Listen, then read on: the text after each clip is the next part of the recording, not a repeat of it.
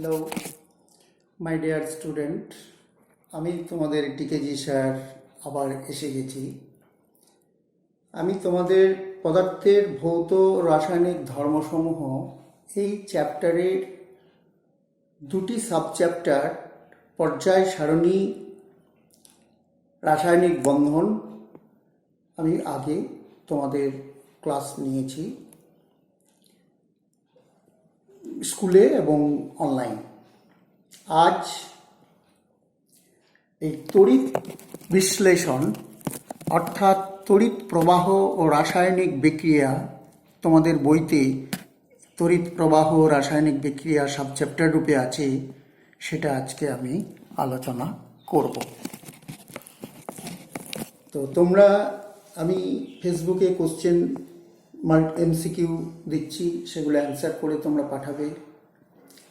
যদি অ্যান্সার করে না পাঠাও তাহলে বুঝবো যে তোমরা এই ক্লাস ফলো করছো না, তাহলে আমি কিন্তু আর ভিডিও আপলোড করব না অনলাইনে।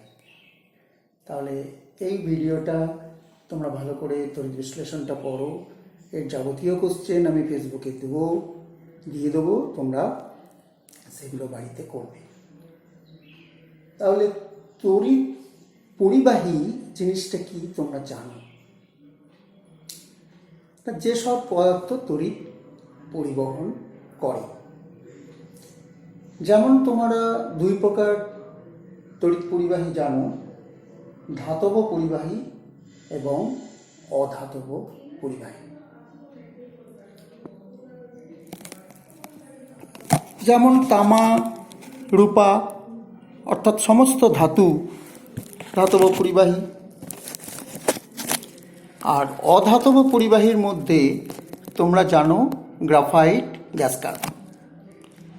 আবার এর আগের চ্যাপ্টারে তোমাদের বলেছিলাম যে আয়নীয় যৌগগুলো জলীয় দ্রবণে বা গলিত অবস্থায় তড়িৎ পরিবহন করে।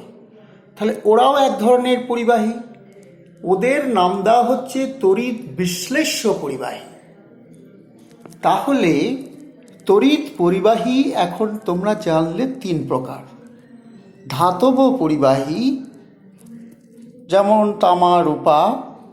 অধাতব পরিবাহী যেমন গ্রাফাইট, গ্যাস কার্বন। তড়িৎ বিশ্লেষ্য পরিবাহী যেমন গলিত বা জলে দ্রবীভূত অবস্থায় লবণগুলি, ক্ষারগুলি, অ্যাসিডগুলি। এখন তড়িৎ পরিবহনের বাহক থাকে, তোমরা জানো, অর্থাৎ তড়িৎটা কে পরিবহন করছে। ধাতব পরিবাহীর মধ্যে ধাতুর পৃষ্ঠে যে পরমাণুগুলো রয়েছে সেই পরমাণুর ইলেকট্রনগুলি খুবই আলগা। জানো যে ধাতুর পরমাণু আকারে অনেক বড়, বহিস্তম কক্ষের ইলেকট্রনের প্রতি নিউক্লিয়াসের আকর্ষণ বল কম, তাই ইলেকট্রনগুলো খুব আলগাভাবে থাকে। এদেরকে মুক্ত ইলেকট্রন বলা হচ্ছে এবং এরা তড়িৎ পরিবহন করে। অধাতব পরিবাহী যেমন গ্রাফাইট, গ্যাস কার্বন, এদের গ্রাফাইটের মধ্যে অসংখ্য কার্বন পরমাণু সমযোজী বন্ধনে আবদ্ধ থাকে, কিন্তু কার্বনের বহিস্তম কক্ষে যে 4টি ইলেকট্রন থাকে, এই গ্রাফাইটের মধ্যে প্রত্যেকটা কার্বন পরমাণুর 4টি ইলেকট্রনই বন্ধনে অংশগ্রহণ করে না, 3টি অংশগ্রহণ করে আর একটি মুক্ত থেকে যায়। সেই মুক্ত ইলেকট্রনটি তড়িৎ পরিবহন করতে পারে। তড়িৎ বিশ্লেষ্য পরিবাহীগুলো গলিত বা জলে দ্রবীভূত অবস্থায়, তোমরা আগের আয়নীয় যৌগ রাসায়নিক বন্ধন চ্যাপ্টারে জেনেছো যে জলীয় দ্রবণী বা গলিত অবস্থায় তাদের মুক্ত আয়ন থাকে। যেমন নুন, NaCl, Na+Cl-। সেই মুক্ত আয়নগুলোই তড়িৎ পরিবহনের বাহক রূপে কাজ করে। এখন প্রশ্ন হলো, এই যে 3 প্রকার তড়িৎ পরিবাহী তোমরা জানলে, ধাতব পরিবাহী, অধাতব পরিবাহী, তৃতীয় প্রকারটার নাম তড়িৎ বিশ্লেষ্য পরিবাহী হলো কেন? নিশ্চয়ই এদের সাথে কিছু তফাৎ আছে। কি তফাৎ? যেমন তোমরা জানো ধাতব পরিবাহী যখন তড়িৎ পরিবহন করে তখন ওই ধাতুর তারটা তড়িৎ পরিবহনের আগে যেরূপ থাকে তড়িৎ পরিবহনের পরে ঠিক সেইরূপ থাকে। তার কোনো গঠনগত পরিবর্তন হয় কি? হয় না। অধাতব পরিবাহী যদি গ্রাফাইট নিয়ে তোমরা দেখো তাহলেও দেখবে তার কোনো গঠনগত মূল রাসায়নিক গঠনগত পরিবর্তন হয় না। তাদের শুধু ভৌত পরিবর্তন হতে পারে, যেমন তাদের উত্তপ্ত হয়ে যেতে পারে তারটা। কিন্তু এই তড়িৎ বিশ্লেষ্য পরিবাহী আমরা দেখব যে এদের মধ্য দিয়ে এরা যৌগ, আর এরা কি মৌল। তড়িৎ ধাতব পরিবাহী অধাতব পরিবাহী এরা কিন্তু মৌলিক পদার্থ, আর তড়িৎ বিশ্লেষ্য পরিবাহী লবণ, ক্ষার, অ্যাসিড এগুলো সব যৌগ। এরা তড়িৎ পরিবহন তো করেই, তড়িৎ পরিবহনকালে এরা বিশ্লেষিত হয়ে যায়, অর্থাৎ 2 বা ততোধিক পদার্থে ভেঙে যায়। তাই এদের নাম তড়িৎ বিশ্লেষ্য পরিবাহী। এবং তড়িৎ পরিবহনকালে এই বিশ্লেষিত হয়ে যাওয়ার ঘটনাটার নাম তড়িৎ বিশ্লেষণ, এবং পদার্থগুলিকে বলা হয় তড়িৎ বিশ্লেষ্য। সব যৌগিক পদার্থই কি তড়িৎ বিশ্লেষ্য? না। আগের অধ্যায়ে জেনেছ আয়নীয় যৌগগুলো শুধুমাত্র জলীয় দ্রবণী বা গলিত অবস্থায় মুক্ত আয়ন দিতে পারে।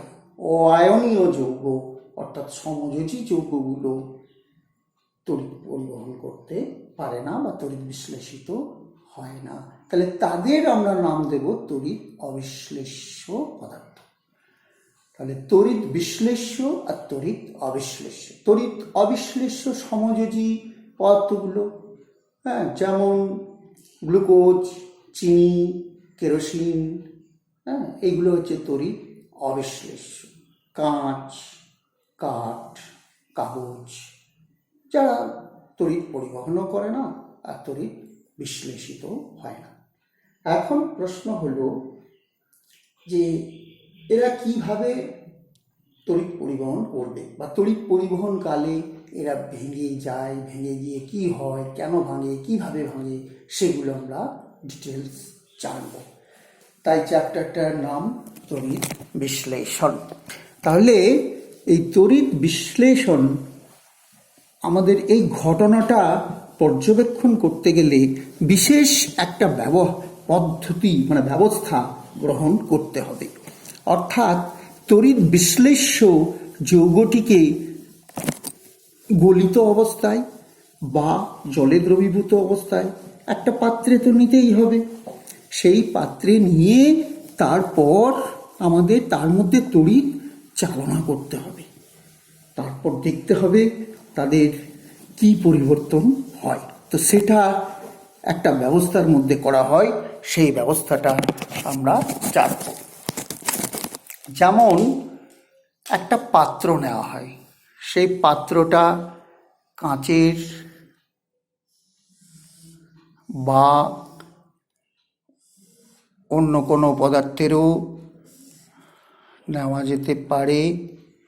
এখন আমি 2 দিক সামলাচ্ছি তাই অসুবিধা হচ্ছে। আচ্ছা, ধরো এটা একটা কাঁচের পাত্র।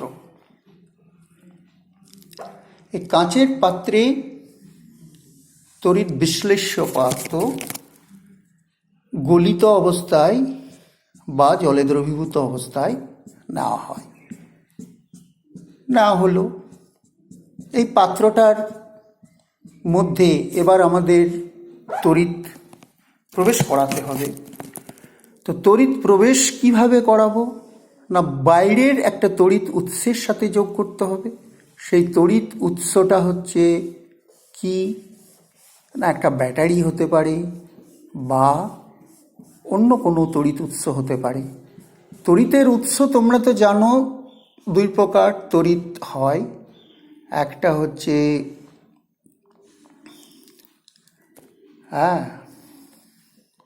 এসি আর একটা হচ্ছে ডিসি।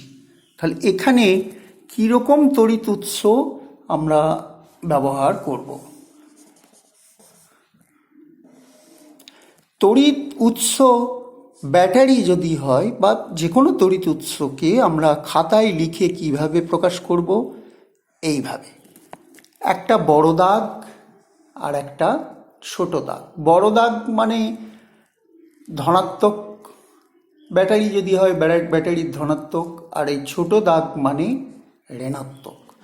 এবার তড়িৎ এখানে চলাচল করছে কি না জানার জন্যে সার্কিটের মধ্যে একটা ইলেকট্রিক বাল্ব সেট করব, আর একটা চাবি অফ অন করার জন্যে একটা চাবি এখানে যোগ করব, এটা ইলেকট্রিক বাল্ব জানার জন্যে।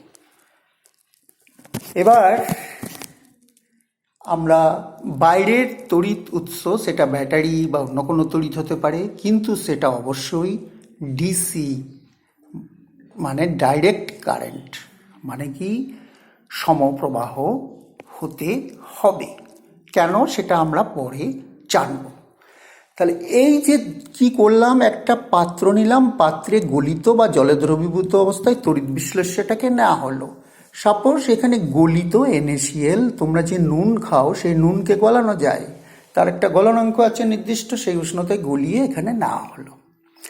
আর দুটো উপযুক্ত তড়িৎদ্বার এখানে আংশিকভাবে আমরা যদি নিমজ্জিত করি, সেটা ধাতব অথবা অধাতব পরিবাহী হতে পারে। ধাতুর দণ্ড, নিকেল, বা অধাতু গ্রাফাইট বা গ্যাস কার্বন, এরকম দণ্ড হতে হবে। তাহলে এই যে প্লাস, আমরা জানি উচ্চ বিভব থেকে নিম্ন বিভবের দিকে তড়িৎ যায়। তাহলে এটা ব্যাটারি থেকে ধনাত্মক থেকে তড়িৎ আসছে, এসে এই দণ্ডের মধ্য দিয়ে এখানে প্রবেশ করছে। যদি তড়িৎটা আবার এদিক দিয়ে এসে প্রবাহিত হয়ে যদি এখানে ফিরে আসে, তাহলে বাল্বটা চলবে। আর যদি ফিরে না আসে, মানে এটার সাথে এটা যদি কানেক্ট না হয়, তাহলে বাল্বটা চলবে না।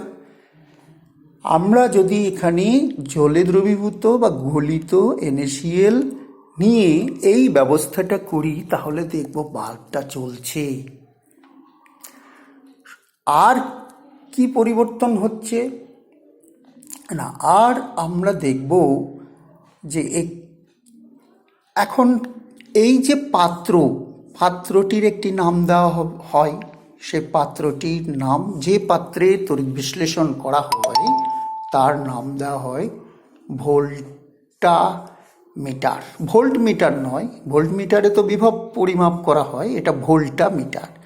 আর যে দুটি দণ্ড সাধারণত ধাতব অথবা অধাতব না হয়, তাদের বলা হয় তড়িৎদ্বার। সেই তড়িৎদ্বার দুটির একটিকে বলা হয় ক্যাথোড আর একটিকে বলা হয় অ্যানোড। এখন প্রশ্ন হচ্ছে কোনটাকে আমরা অ্যানোড রূপে চিহ্নিত করব এবং কোনটাকে আমরা ক্যাথোড রূপে চিহ্নিত করব। না, এই যে ব্যাটারি বা তড়িৎ উৎস, তার যে নেগেটিভ প্রান্তের সঙ্গে যুক্ত যে তড়িৎদ্বার, তাকে আমরা বলবো ক্যাথোড। আর এই যে ব্যাটারির ধনাত্মক প্রান্তের সঙ্গে যুক্ত যে তড়িৎদ্বার, তাকে আমরা নাম দেব অ্যানোড। এই ব্যবস্থার দ্বারা যদি আমরা তড়িৎ চালনা করি, তাহলে দেখব এই বাল্বটা জ্বলছে। অর্থাৎ এই যে পদার্থটা নেওয়া হয়েছে গলিত অবস্থায়, সে তড়িৎ পরিবহন করছে। তাছাড়াও আমরা দেখতে পাবো সময়ের সাথে কি দেখতে পাবো না, এই ক্যাথোডের গায়ে, এটা অ্যানোড, ক্যাথোডের গায়ে একটা ধাতব বস্তু জমা হয়েছে, আর অ্যানোডের গায়ে বুদবুদ আকারে একটা গ্যাস বেরোচ্ছে। কিন্তু এই গ্যাসকে সংগ্রহ করা যায় বিশেষ ব্যবস্থায়। যদি গ্যাসটা সংগ্রহ করা হয়, তাহলে গ্যাসটা আমরা চিনতে পারবো, মানে শনাক্ত করতে পারবো, আর এই ধাতব বস্তুটিকেও আমরা শনাক্ত করতে পারবো। আমরা যদি এখানে গলিত NaCl নিই, তাহলে আমরা দেখতে পাবো এখানে যে গ্যাসটি বেরোচ্ছে সেটা ক্লোরিন গ্যাস, আর এখানে যে ধাতব বস্তুটি জমা হচ্ছে সেটা হচ্ছে সোডিয়াম ধাতু।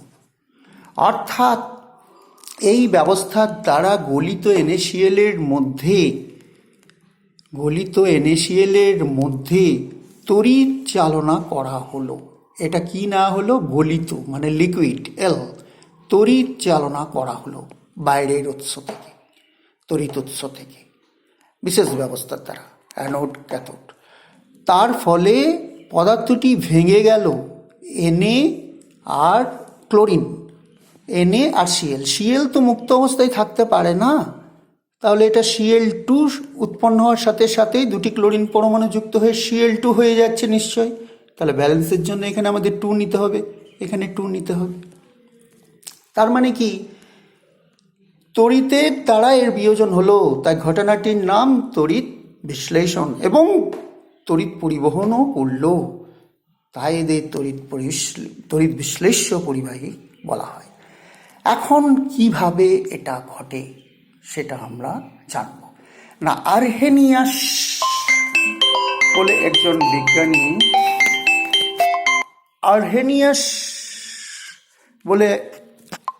একজন বিজ্ঞানী, তিনি তার মতবাদ দিলেন আর্হেনিয়াসের তড়িৎ বিয়োজনবাদ। তিনি কি বললেন? যে তড়িৎ বিশ্লেষ্য অর্থাৎ আয়নীয়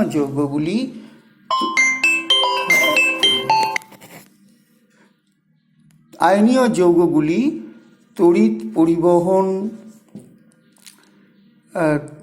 তড়িৎ বিশ্লেষ্য পদার্থগুলি গলিত অবস্থায় বা জলে দ্রবীভূত অবস্থায় তারা প্রথমে কি হয়? আয়নে ভেঙে যায়, বিপরীত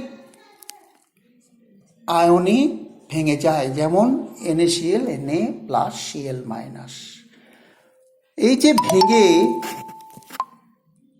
বিভাজিত হয়ে ক্যাটায়ন অ্যানায়ন উৎপন্ন করছে, তাদের সংখ্যা সমান নাও হতে পারে। এখানে যেমন সংখ্যা সমান হয়েছে, যতটা Na+, ততটা Cl।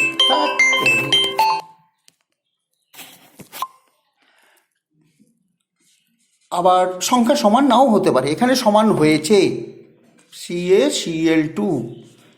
এটা যদি আয়নিত হয়, আয়নিতটা কিভাবে হবে না, এখানে কি আছে 1, Ca এই সংখ্যাটা এখানে প্লাস হবে, ডাবল 2 আছে বলে, আর Cl এই সংখ্যাটা অ্যানায়নের সংখ্যা নির্দেশ করবে, আর এই যে 1 এইটা এখানে মাইনাস হবে।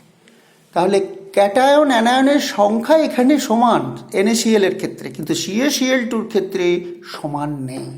একটা ক্যালসিয়াম ডবল প্লাস তো দুটো Cl-। কিন্তু মোট ধনাত্মক আধান ঋণাত্মক আধানের মান কিন্তু সমান হবে। এখানে যেমন 2 একক ধনাত্মক, 2 একক ঋণাত্মক, এখানেও 1 একক ধনাত্মক, 1 একক ঋণাত্মক। তাহলে আর্হেনিয়াস বলছেন এইভাবে